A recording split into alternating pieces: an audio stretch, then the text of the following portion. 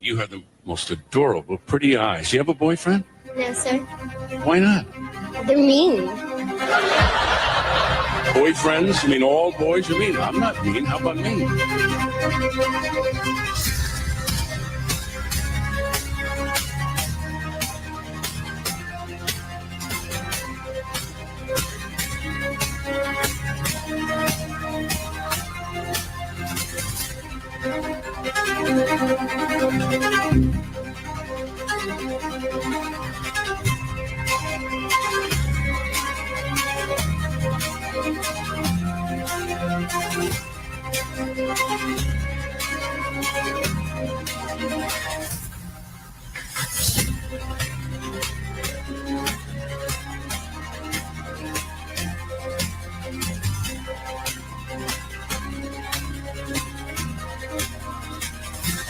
There's a disintegration going on that we really have to address.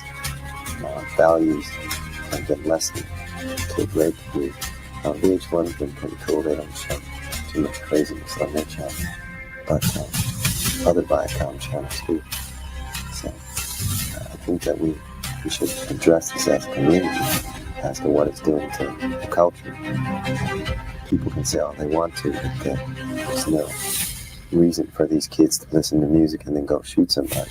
But, you know, there's something that's triggering these buttons.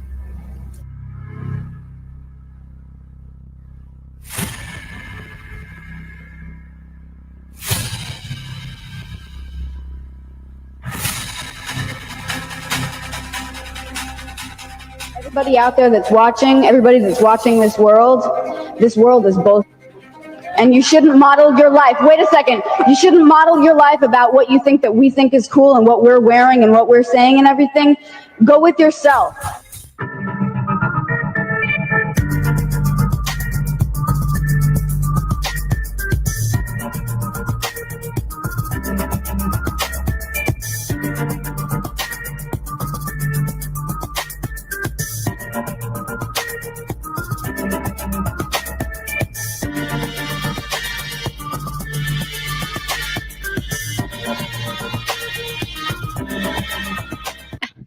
Hello. Hey. So I just wanted to welcome you guys back to Facts and Stats. I'm Valley, your common sense advocate, yet always suspicious SoCal girl. And I'm Biddy, your fast-talking New Yorker with a finely tuned BS detector. And during the next few weeks, we will be entering the music industry, the triangle of mystery and mentorship. Clive Davis and his influence over artists like TLC, Diddy, Usher, and Justin Bieber, as well as the late and great powerhouse Whitney Houston. Allegations by Suge Knight, Jaguar Wright, even whispers from Jimmy Levine say Davis knew everything about the corruption within the industry and protected those involved. Yeah, so as always, when we talk about the entertainment industry, we know that there is a very dark side to it, right? So these stories, they involve drugs, grooming, blackmail, plus shocking accusations like satanic rituals and cover-ups of celebrity deaths.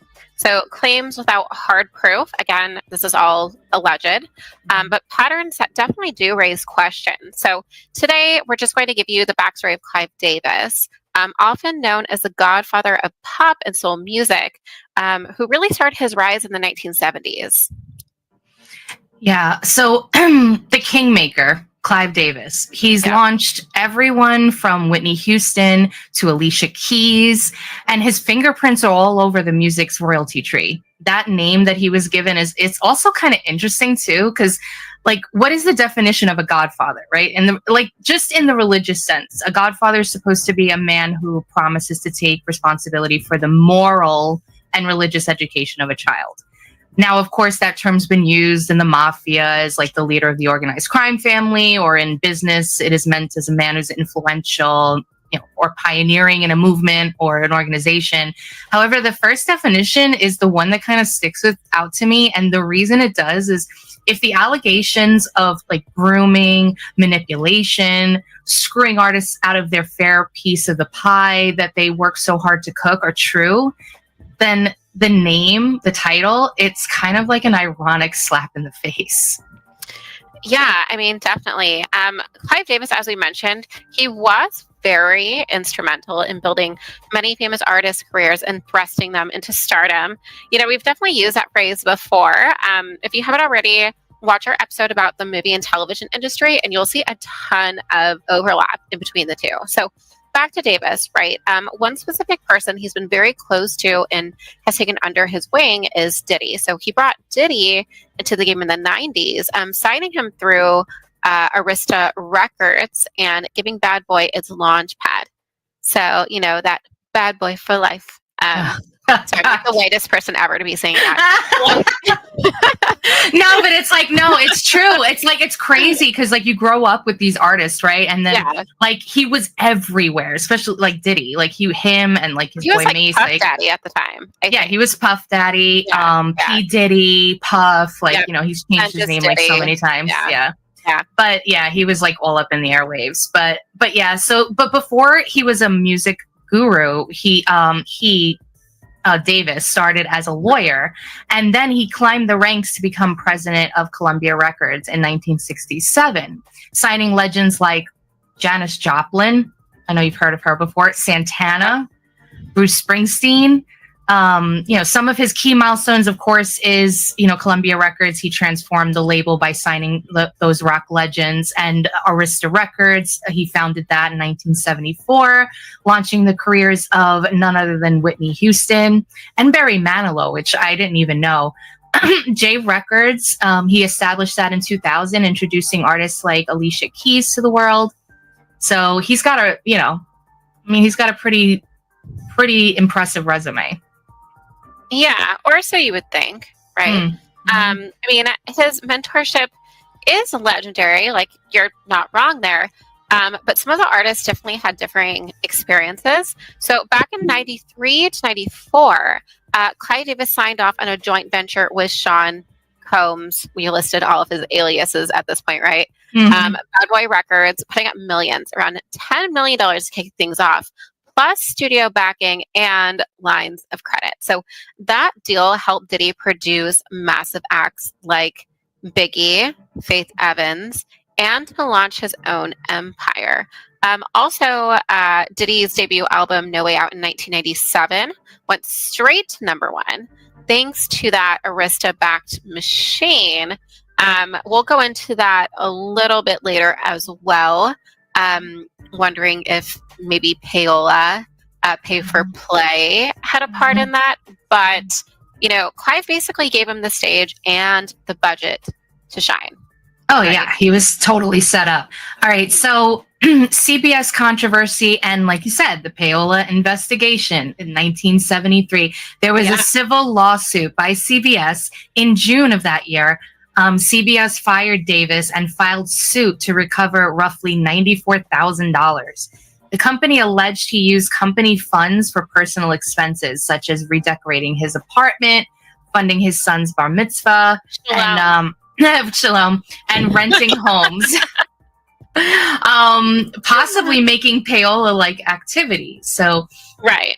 there was a grand jury subpoena, a Newark federal grand jury probing broader music industry malpractices, including the payola, also drug use, and said they subpoenaed Davis. However, he was never criminally accused of payola at the time. So, you know, I get maybe they were trying to save face or something, but maybe they settled. Who knows?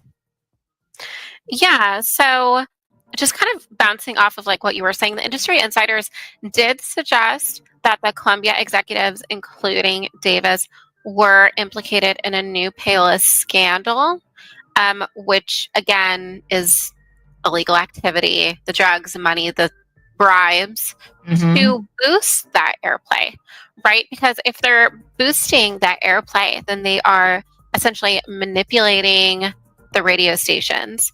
And, you know, we like hearing things on repetition, right? So the more that we hear a song, the more that we are going to grow to like it, even if the song doesn't, you know, grow on us immediately. Yeah. What was that song? Call Me Maybe. Remember that song? When I first heard it, I was like, what is this noise? I can't even deal with this. And then the more I heard it, I got addicted to it. And then when it came on, I was like, you know, I was like bouncing to it. Like it's almost like it's a spell that gets put on you. Like the more that you hear it. Yeah. Yeah. It's more of like pattern recognition too, right? So, you know, we do have an article to show in which critics imply these allegations extended beyond simple financial misappropriation. So if you want to pull that up. Yeah. So, and this is by Maureen Orth. Yeah. Yeah. And we actually looked her up. She has a very impressive resume, right? Yeah. Let's see. I have it here. Like she has a Maureen Orth Foundation. She has written multiple times for like Vanity Fair. She writes a lot about scandals. Yeah, she's all up in the industry. She talks about, what is that? The go down. Oh, sorry. Hold on. I'll go back. I don't even know where I was. Maureen in the news. Here we go. Maybe. Yeah, go down a little bit. So she is actually known for the assassination of Gianni Versace. That's like like covering that. Times. Yeah, that's one of her New York Times bestsellers. And so she's really into, you know, controversial deep dives as well. She also has the Ringer interview. She's a powerhouse, this woman. Is a powerhouse, yeah. Oh, look at that. Who's that? Is that... Why do I know this guy? Is this the guy that was on, what was, oh my God, I'm going to do this again. What was that show? Glee. Is that the guy from Glee? I've never watched Glee. Oh, you never watched Glee? I feel like that is him. But anyway, it doesn't matter. But yeah, I think that is Glee, the guy from Glee. Are they like... Is that her son? But that's what I'm like, are they related? I don't know. I don't know. I'd have to look that up. But yeah, so basically, she's credible, like, because we wanted to just make sure like what her background was and all of this other kind of stuff. So it seems to be like she's the point person whenever something major goes on in pop culture, Hollywood, music, all of that. So she was given the okay to write this article. Look at a young Clive Davis. Doesn't he kind of look like Biden? Yeah, it was definitely like the comb over of the time. So yeah. Let's see.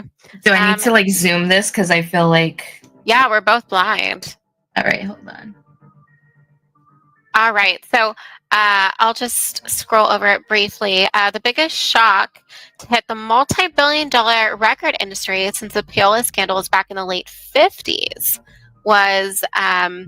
in 1973. So suddenly last week, CBS fired its golden boy, Clive Davis, president of the CBS Records Group and the #1 recording executive in the country.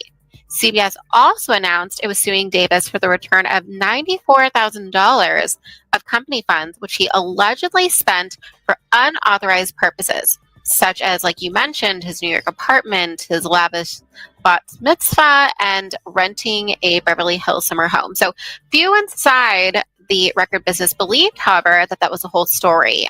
There was reason to believe a new payola scandal of natural proportions was brewing, and that it might involve payoffs, drugs, and money throughout the recording industry. So, according to the CBS suit, Davis and his vice president for artist relations, David Winshaw, along with Columbia Records accountant Anthony Rubino, falsified invoices to pay off carpenters and caterers illegally for Davis. CBS also alleges that Wenshaw, who in his job was responsible for handing out favors and hospitality to Columbia artists, handed out a favor to Davis as well in the form of a cash payment of $6,500 in $100 bills. So the suit further states that other substantial sums of money are involved. So just how much CBS isn't saying, right? But a Columbia spokesman at first asserted and then kind of like backtracked, later denied that the figure was as high as $800,000. So See, at the time, there's something. Davis was only 40. So he was given the opportunity to spend that kind of money without question because of the brilliant job he had done for CBS.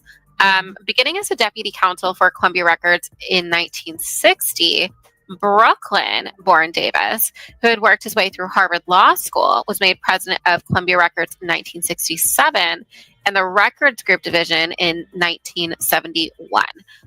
During that time, the most impressive roster of talent of any record company today, spanning rock, country, classical show tunes, rhythm and blues, and like you said, signed like everyone under the sun. Oh my God, blood, sweat, and tears. Wow. Yeah. He grossed $340 million in sales. And you have to remember, $340 million in 1973. Right. That's why they called him the Golden Boy. So this is like actually really shocking that they decided to go ahead with this. That's like and get rid of him. That would be like $1 billion figures in 2025. Like, yeah, like what adjustment for inflation. Yeah, and all that. And his salary was $350,000 in 1972. So his dismissal of Davis was not, or Columbia's dismissal of Davis was not taken at face value by anyone in the business. CBS was really prepared. They asked to find their top money-making executive. And Davis, did he risk his career for such relatively small potatoes? Why did CBS fire him? So precipitously, whatever. Yeah, No, it's a good question because that's like what I was just asking. It's like if this guy is really that guy, like he knows talent when he sees it. He understands the industry, like he can get things done, like make you all this money.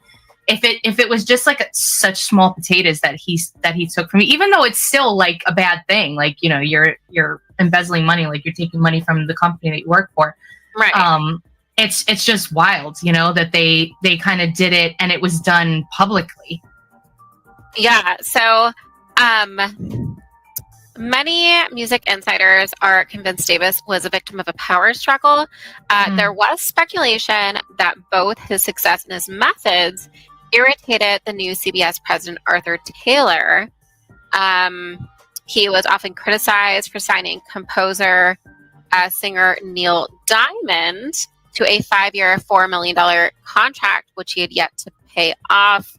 But CBS nor anyone else was accusing Davis of involvement with Payola. So it was like... It's like something happened, but it really didn't happen, but something happened. So let's just leave it at that. Yeah. And, you have to think of the time frame. Like, this is the 70s. It said there's been rumors as well that drugs, specifically cocaine, have been used by some companies to pay off disc jockeys for playing their albums. That's crazy. Yeah. So, the CBS corporate vice president was moved in to replace Davis. And, this article goes on and on and on. But after Davis left CBS, he went to found Arista Records. Yeah.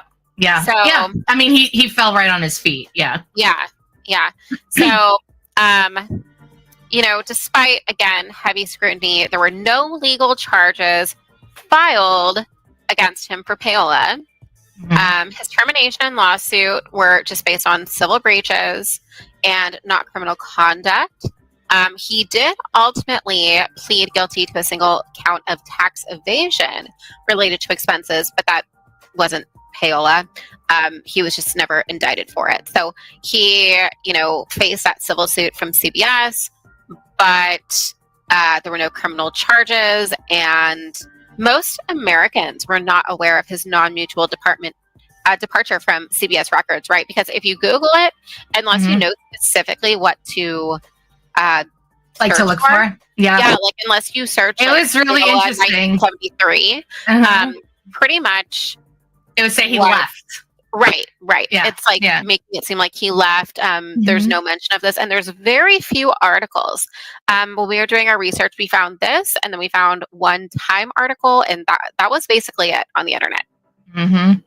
So, yeah, I mean that's why deep dives are so important, because you go searching for things and you just grab what's at the top of the list. You're not going to get the whole story most of the time. Right, exactly. But yeah, it's very interesting for sure. His reputation was essentially protected. Now here's where things get spicy with him. Suge Knight, spicy.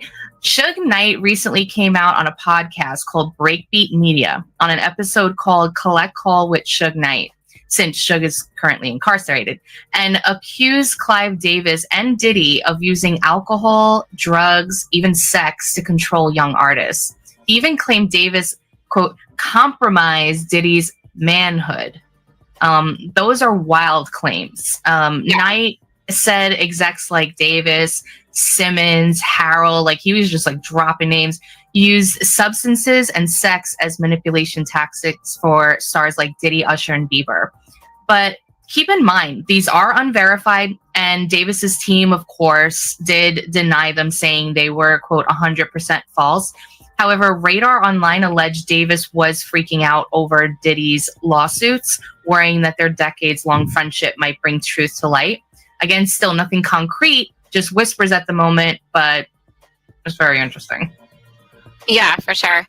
There were also many accusations made against Clive Davis from others in the industry, like former record executive Jimmy Levine. We found a TikTok. I don't think we were able to find like any other articles on it, but this was part of the interview that he did. People in the music industry really don't like Clive Davis. His criminality is kind of amazing. He got busted filing false tax returns 3 times and then defrauding the IRS 3 times. And record companies give money to radio stations to play their songs. He was part of the biggest payola scandal of all time as president of ABC Records. And then there was a Genovese crime guy named Pasquale Falcone, and he got busted smuggling 22 pounds of heroin into the United States. Damn. The Justice Department started digging into him, and they came across all these shell companies that he headed, and Clive Davis was funneling money from ABC Records to these shell companies. So I've just told you about 2 decades worth of criminality, and that guy has not spent one night in jail. Nope. Oh, that is some wild accusations. And that is Jimmy Levine. He's a former record exec, so he's in the industry. But that's like cartel status. Like that's actually insane. Right. I mean, he kept saying ABC as opposed to CBS. And I, just wanted to kind of like fact check, and he was never a part of ABC Records. I think maybe he just kind of like got confused. Misspoke. Yeah, I think so too. Because we were looking, because like there's like parent companies, and then like there's like mergers and different things like that, and dissolving of different. So we thought maybe it was like linked or something like that. But he probably just misspoke. But these are some wild claims to make in public on a huge platform, because he was doing like an interview there and not get sued. But again, I hope he's okay. I hope he's all right. But he looked like he was standing on business. He looked like he was actually kind of upset that this man seems to just do whatever he wants and go unscathed from what he's saying. But Now why don't we talk about another set of artists who have claimed that they were wronged by the mogul, a group to this day who still holds the title of the best-selling American female group of all time, with 85 million records sold. It's none other than the female group TLC, which is basically the acronym for the names of the artists in the group. You have T-Boz, you have Left Eye Lopez, who is no longer with us, and Chili. Yeah, I remember those songs like growing up, like 8 years old, being like, a scrub is a guy who thinks right. Like, what were we even doing? Like, I was a little older, but like we had no business the way like we were listening to these songs. Like the Crazy Sexy Cool album was, I think I wore it out. Like I played that over and over again. My mother must have been in the kitchen like, you got to be kidding me. Like I was probably like 12, and I was like, with my hairbrush and like. Thinking about the guy who wronged me that never existed. And it's just like, and it's like Gen Z probably doesn't even know who TLC is. Digging the seat, digging on you. Oh my god, I love that album. I'm gonna have to get the album again. I don't even know if I still have it. I feel like I lost all my albums a long time ago. CDs are. I know. I think they're all gone. Pirated stuff from like BearShare and LimeWire. Oh yeah. Allegedly. Yeah. I don't even know what you're talking about. What? Yeah. I probably, they're probably all at my mom's. I feel like my mom has everything. But anyway. Yeah. So, basically we decided to dive into TLC's beef with the music industry because Clive Davis just comes up so hard. Right? Like these amazingly talented women were not shy. They were very vocal about how they felt like they were being treated financially in the industry, which is extremely common, right? So the late artists like Prince and Michael Jackson have often spoken out about this. So, a little bit fishy considering their deaths in the following years to come. I digress. But listen to this clip of TLC winning 2 awards at the 1996 Grammys. They won for Best R&B Album and the Best R&B Performance by a Duo or Group with Vocals. And let's hear what they had to say about the money that they shockingly didn't make as #1 artists. Yeah. Going like we want the track of our career. No. I can say this. Everything's not going the way we so-called, quote-unquote, would want it to be or how it should be. But regardless, we're not going to let anybody hold us down. This proves it, and we've done good regardless. Let's fucking go. Right? Your managers, she's like her. Exactly. Okay, like, look at Left Eye. She's like... It's not exactly what you would have wanted it to be, but this proves it. What's not on? Oh, the journalists want more. We're not going to sugarcoat anything anymore. We've been quiet long enough. Say it, girl. Can I get an amen? Amen. Go ahead and get it. I'll put it to you this way. We are the biggest selling female group ever. Still are. 10 million albums right? worldwide. We have worked very hard. We have been in this business for 5 years. And we are broke as broke can be. And we're not like trying to be a sad story. If that was the case, we would have been on everybody's talk show talking about how broke we are. We haven't done that. I know it's hard to believe because we've sold so many albums, but it is possible. That's the deal here. So, and we're not happy at all. But for real, tonight, this is all we wanted. We wanted to win a Grammy, at least one, and we won 2. And that proves that we are the jam. Yes, ma'am. Yes, ma'am. Oh my God. I love those like ladies, man. Oh my gosh. I and it's so crazy. Like growing up, like, when you're young or, whatever, and you're just like looking up to these people and you're seeing them on the screen and everything is so shiny and they're wearing like the latest clothes and like you don't realize what they're going through or that they're not making the money, and it's like, what, but yeah, they're not wrong. Like, it's just outrageous to hear. And remember when TLC stormed Clive Davis's office at Arista back in the 90s? I didn't even like realize that this happened. I wasn't into it, but I just found this out recently, just doing like the dive in this. I don't think I ever knew this, but they were pissed. I didn't know it. They discovered they pulled in over $75 million in record sales, yet they had only received about, wait for it, $50,000 apiece. They literally barged in. They took every plaque off of his walls to make a point about unpaid earnings. However, let's listen to a really interesting clip of T-Boz telling the actress Monique on the Monique show, the talk show, about bringing a gun with them to get their point across better. So that was really wild too in this deep dive that we found out. You know, you're going to hear about this, but we talked about it before. Why did TLC hold Arista hostage? The record company of Clive Davis, we held them hostage like guns, the whole shebang. Yeah, it was like that. Because, wait a minute. I want to make sure we understand. Yes. Guns? Yes, guns. With bullets? With bullets. Come on, give me the I'm story, going to tell baby. you because TLC had generated on Crazy Sexy Cool $75 million, and they gave us a piece. I was like, what the hell? So, of course, Lisa was... That's insane. Like, anything less than $1 million, I mean, $1 million is so low, but anything less than $1 million is insane. So, you know, They were so transparent, like on talk shows back in the day too. She was just like, yeah, that's very true. She would never have been able to say that today. We're gonna take the gun. Oh yeah, they're way more controlled these days. Probably because of all the years of this. Yeah. And we had the limo driver, and he was the getaway car. So we went up there and held everybody hostage, and Puffy was the one that snitched us out. Yo, B, your girl's up here mad bugging, yo. He's like, yo, Puff Daddy's like the class.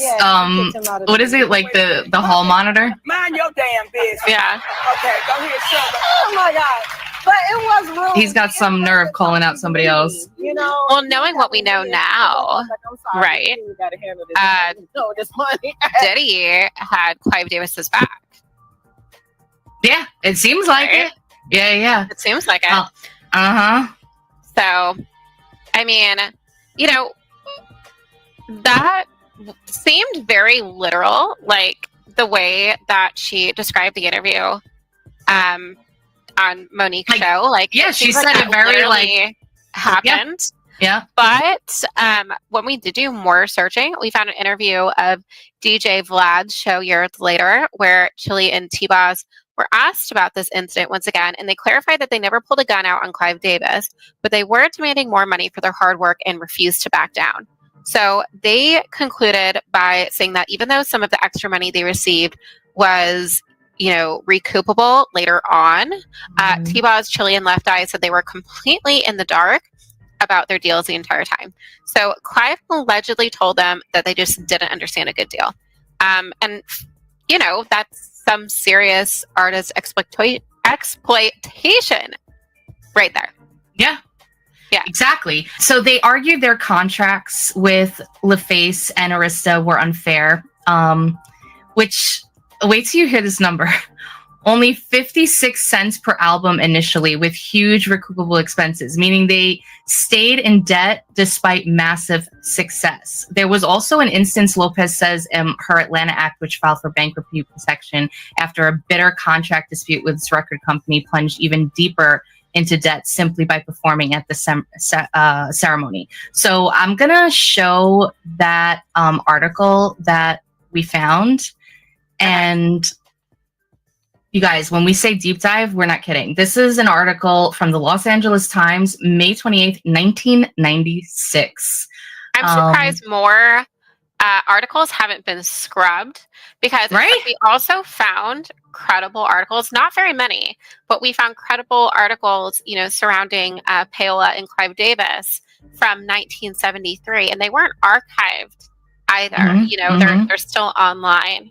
So, yeah, maybe they forgot about it. Maybe they didn't think people were going to dig that deep. Who knows? I don't know. Because like when you go on his website, like his bio, he left. He left. CBS. Yeah. Yeah. So, all right. So it was a bittersweet victory. Singer Left Eye Lopez recalls when rhythm and blues rap sensation TLC stepped on stage to pick up 2 Grammy Awards in February. Winning the prestigious honor marked a milestone in the swift rise of the hot trio, whose Crazy Sexy Cool the previous year ranked as the nation's second biggest album. But it also confirmed some of TLC's worst suspicions about the music business. Lopez says her Atlanta act, which filed for bankruptcy protection last year after a bitter contract dispute with this record company, plunged even deeper into debt simply by performing at the ceremony. That's what we were just talking about. So tens of thousands of dollars will be deducted from the group's future royalty earnings to reimburse its own record company for expenses incurred by TLC, its dancers, and road crew to play at the event. They basically own you. So like even if you're trying to like do your own thing, like to make some extra cheddar because you're not making enough, like they're just going to swoop in. They own you. So Lisa Left Eye Lopez says, I hope we go down in history for being something more than just another famous act that got ripped off. And she was, I mean, right. Tragically, of course, that's a whole, like we could do a whole nother episode looking into the mysterious death of Lisa Left Eye Lopez, but I think we should. I think yeah, we're going to talk about, I don't want to spoil it, but like there is a whole moment that she was having like right before she died, and like some people that she was hanging out with, and yeah, let's not spoil it. Like, I think we really should look into that after we finish the whole Puppet Masters of Hollywood series. I was just like, the irony in saying that, right? If only she knew what was going to happen years to come, but yeah, I mean, it looks like it's really so badly after selling 14 million records. I know. She said it's hard to believe that a group can sell 14 million records and still be treated so badly. But guess what? This is a cutthroat business full of greedy individuals who take advantage of naive young artists. TLC's predicament shines a light on a harsh side of the music business. Industry critics say it illustrates just how little power artists actually wield over their careers.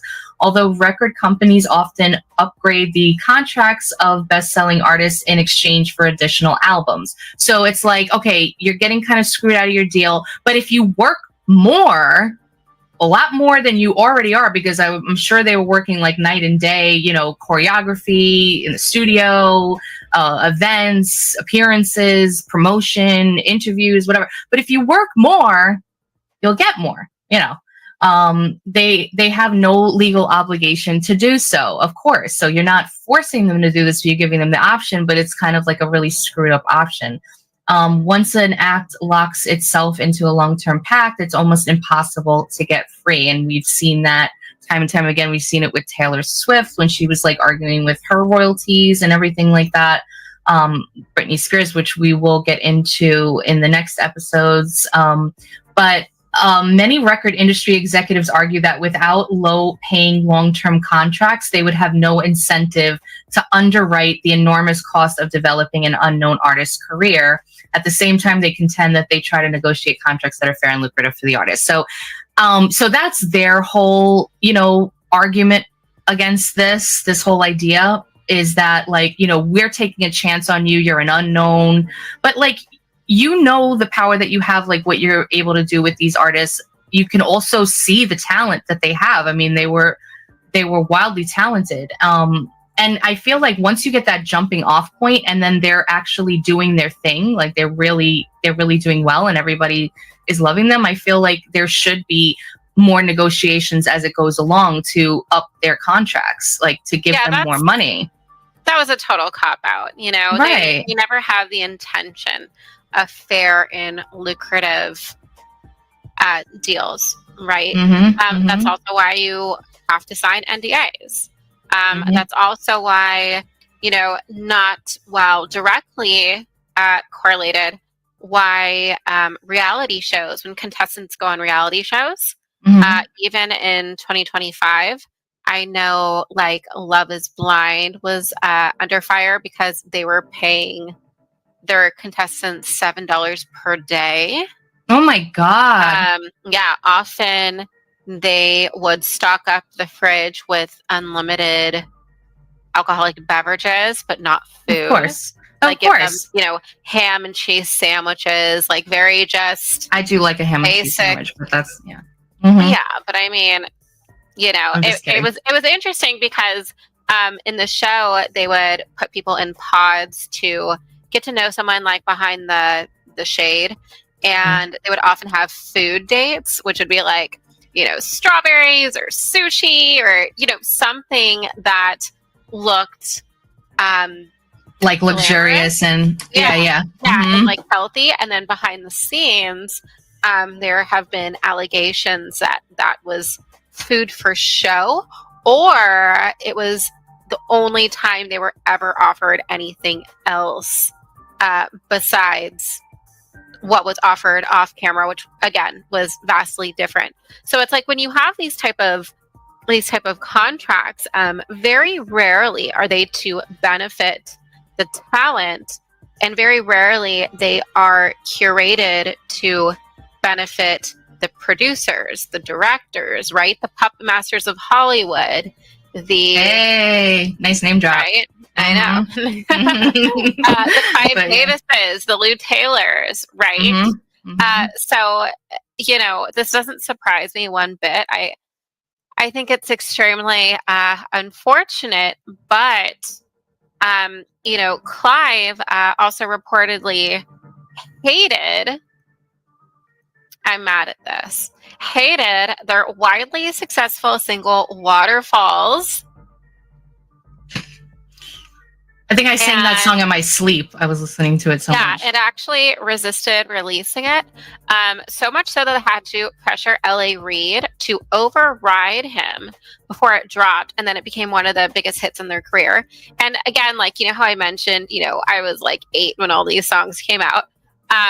It's like a running joke with like some millennials that we thought it was Jason Waterfalls. Like the person was named Jason. Like, don't go Jason Waterfalls. Like they're all just sharing. Like they're all just sharing don't the go. same This guy Jason Waterfalls. Like he must have been the most amazing guy. Like don't go. Yeah, like just all Yeah. 3 of them are just like fighting over Jason Waterfalls. I can't. I think I'm not I even can. kidding you. Yeah. Yeah. Like there was a lot of songs that I can't think of like one right now, but like there was Where a you lot of got, songs like, all back in the day. lyrics wrong. Yeah, you just get all the Yeah. lyrics wrong and you don't realize until like later on in your life. And you're like, oh, that's what they're saying. It's weird. But yeah. I think I lost my ponytail. Oh well. Okay. Girl problems. Mm-hmm. Girl problems. So, let's just listen for a second to those lyrics. So don't go chasing waterfalls. Please stick to the rivers and the lakes that you're used to. Know that you're gonna have it. I want to sing it. Like, I that know. you're gonna have it your way or nothing at all. But I think you're moving too fast. Oh, you did the water. Yep. Yeah. I totally used to do that. Yeah. And then like if you're listening to it in a car, then you do like that like thing out the window. It's like the best feeling ever. Yeah. But, okay, so again, it's please stick to the rivers and the lakes that you're used to. Know that you're going to have it your way or nothing at all. But I think you're moving too fast. So that was the chorus, and the chorus, of course, and some of the lyrics from Lisa Left Eye's Rap Break, which I'm not even going to embarrass myself even further about. But it's you just gotta go like this, and then yeah. Like if I hear this in playback, I'm like already gonna be mortified. So, but it's you claim the insane and name this day in time for fallen prey to crime. I say the system got you victim to your own mind. Now, of course, maybe Clive thought this could be a way that they could tell their fans how exactly the system of the music and entertainment industry makes you think that you're going crazy, makes you unaware of the decisions that are being made for you, right? Mhm. Brought you victim to your own mind of questioning everything. Yeah, and like and chasing like those those big toxic things. Like if you remember the video and like the lyrics of like the other parts of the song, like there was one where the guy was like he just maybe he was like going having like a one night stand with this girl and like not protecting himself, and then all of a sudden it's implied that he gets this like incurable disease.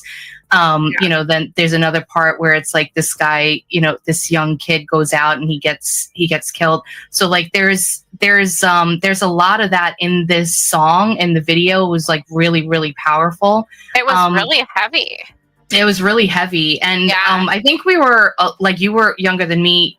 You're younger than me, so you were younger at the time, and I was still young, but it was still something that you're just like, whoa, like, and when you think about like, that Clive Davis, like that he didn't like it and he had to be kind of like coerced into like letting them drop it. It's weird because you think of the music that actually does get the green light, and it's often music that promotes violence, toxic behaviors, but a song promoting avoidance of such behaviors is looked at as unmarketable. Like, like this whole thing, like sex sells and like all this other kind of stuff. I feel like it was like a huge psyop. It's like this something that just like they've been telling us over and over again. So that way, if we watch something or listen to something that is not like highly sexual, we're going to think that there's something wrong with it or that it's corny or boring. But the industry dynamics were, they were fierce. Yeah.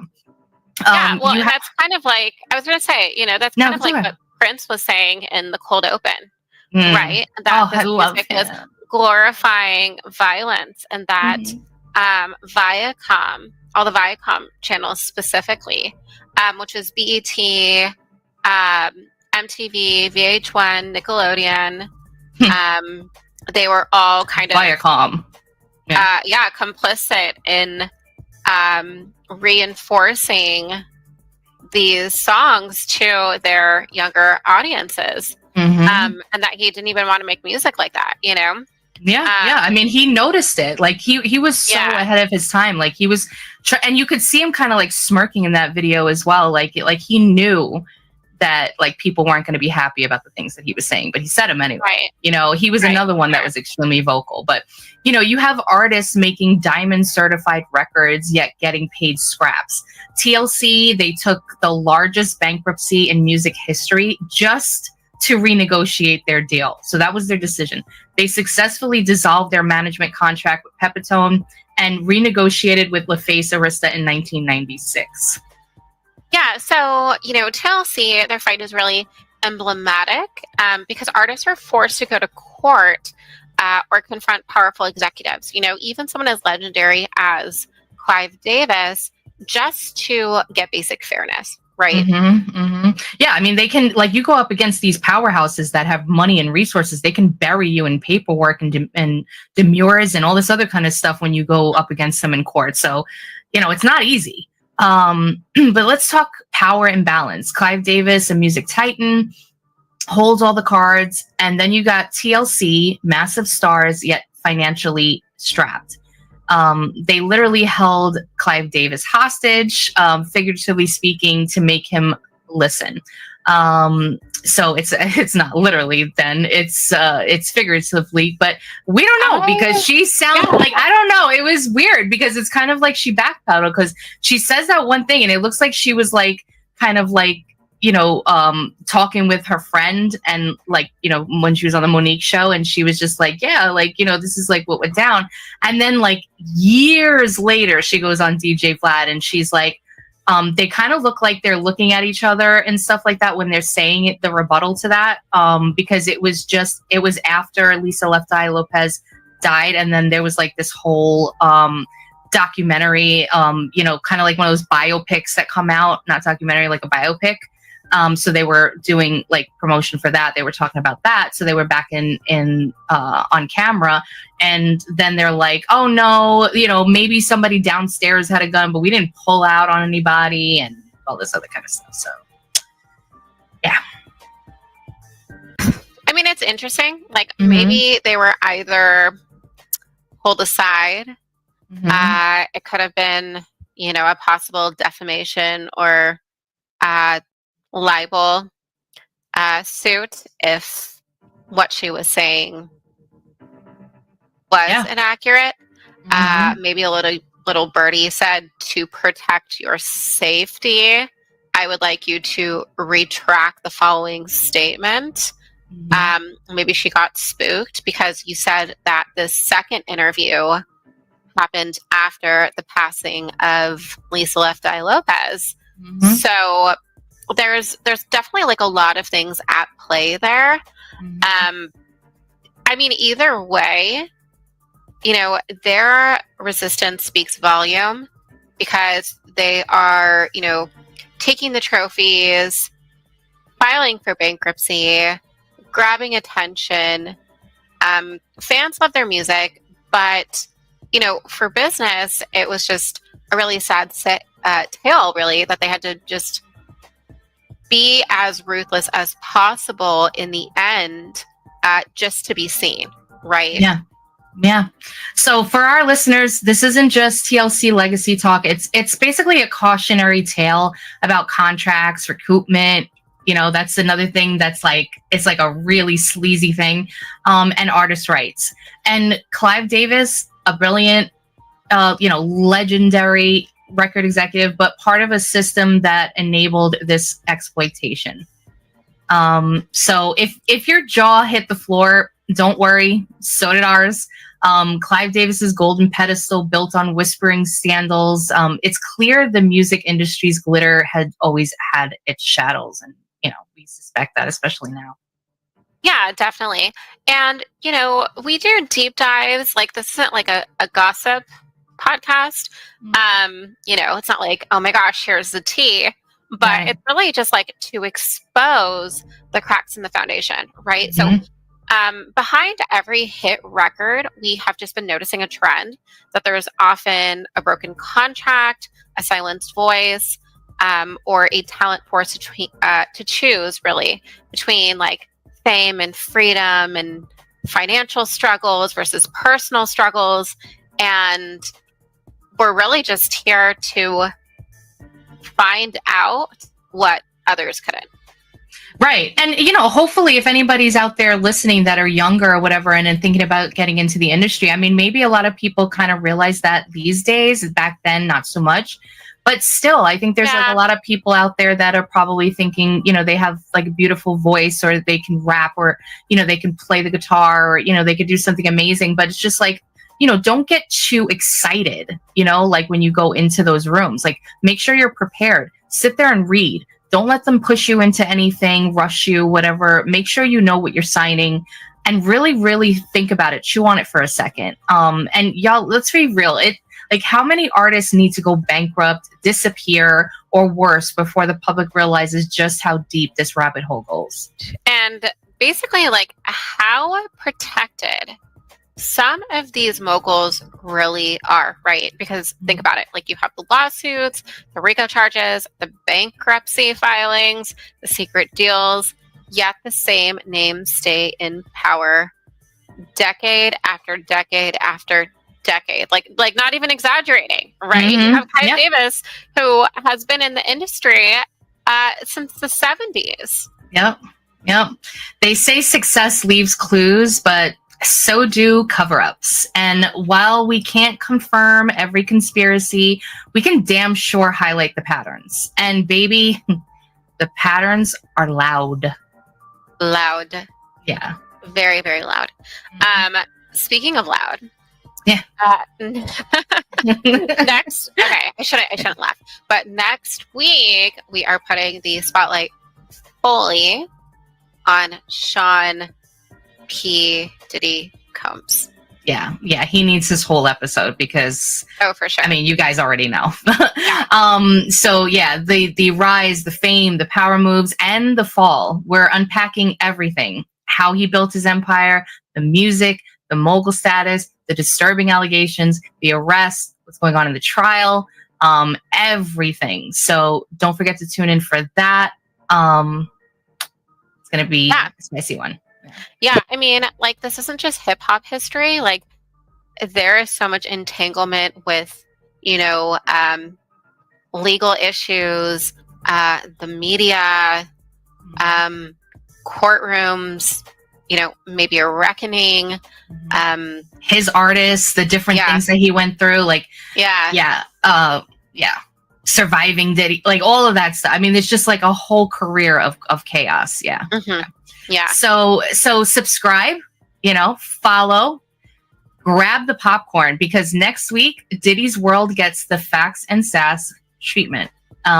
Definitely don't forget to go to riseofmiddleamerica.com, where you're going to see, you're going to find our links to Rumble, Discord, X, and YouTube.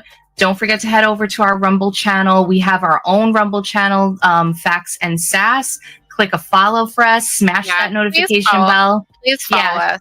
Yeah, share, like, because we have our Romanation channel, of course, and we have like our Sunset Rants that Valley and I do during the week and stuff like that. But we also have our own that's linked to the network. So it'd be great if you give us a follow there. And again, smash that notification bell, because that's the best way that you're always alerted whenever we drop a new episode. Yep. So, I mean, as always, I'm Valley, your suspicious SoCal girl, reminding you just always stay curious and always do your own research. Yes, and I'm Biddy, your fast-talking New Yorker with zero tolerance for BS. Remember what TLC said, don't go chasing waterfalls.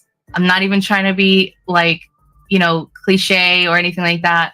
It's just such a real statement. So, just remember that. And you've been listening to Facts and Sass. I hope you all have a wonderful evening. We'll see you on the next one. I have to do the millennial goodbye. Bye.